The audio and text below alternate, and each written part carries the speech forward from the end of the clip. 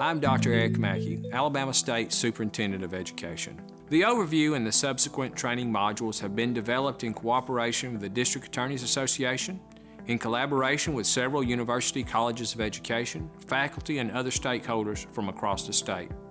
We're appreciative of the cooperation of the Texas Education Association for their support as well. The focus is on the tremendous responsibility our educators have, not only to teach our students, but also to provide a safe learning environment. Alabama has seen an increase in the number of ethical misconduct investigations of teachers and others working in Alabama schools. It is important that you take this training seriously, not only for your career, but to ensure the safety of students. All I remember is just one day being asked to stay late and kind of not really knowing why. Inside the classroom, in the spring of her junior year, he began touching her. After which, I left feeling horrible and sick. Eventually, she broke her silence. When I did get to her, she was so incredibly kind of just broken. 6 years later, and thousands of miles away, Tiger says her music teacher still haunts her. Sometimes I'd have little anxiety attacks on the subway because I'd see somebody who looked like him. If you think Tiger's story is unsettling, get ready for an even bigger nightmare.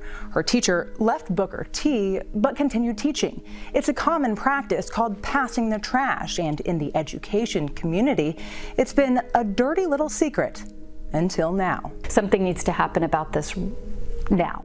Working with district attorneys from across the state of Alabama and being involved in various investigations across Alabama, we have seen an increase in reports of misconduct by educators, a significant increase, and not only numbers, but in the type of misconduct and the severity of the misconduct. Part of that increase is due to our emphasis with superintendents and with administrators to report misconduct more often. There are just more educators doing more bad things with students. And I think a big part of that, for me at least, is the advent of social media. Now an educator is able to have direct, unsupervised contact with students on a daily basis.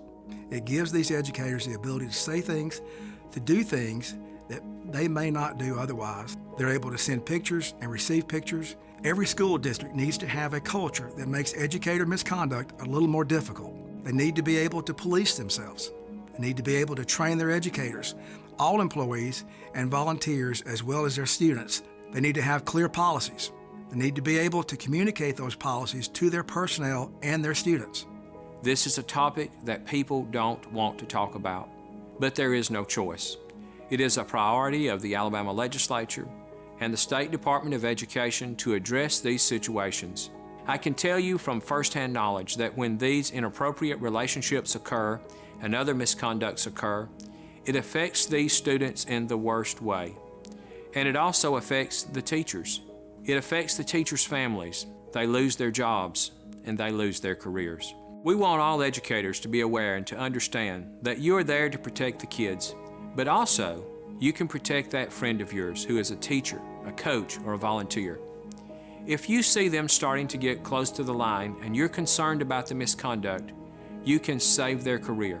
And like I said, in some cases, save their life if you can stop these relationships before they go too far. So the purpose of this training series is to clarify the issues so there is no misunderstanding about what is acceptable and what is not acceptable, and ultimately to significantly decrease, if not totally eliminate, these dangerous and harmful inappropriate relationships in Alabama schools.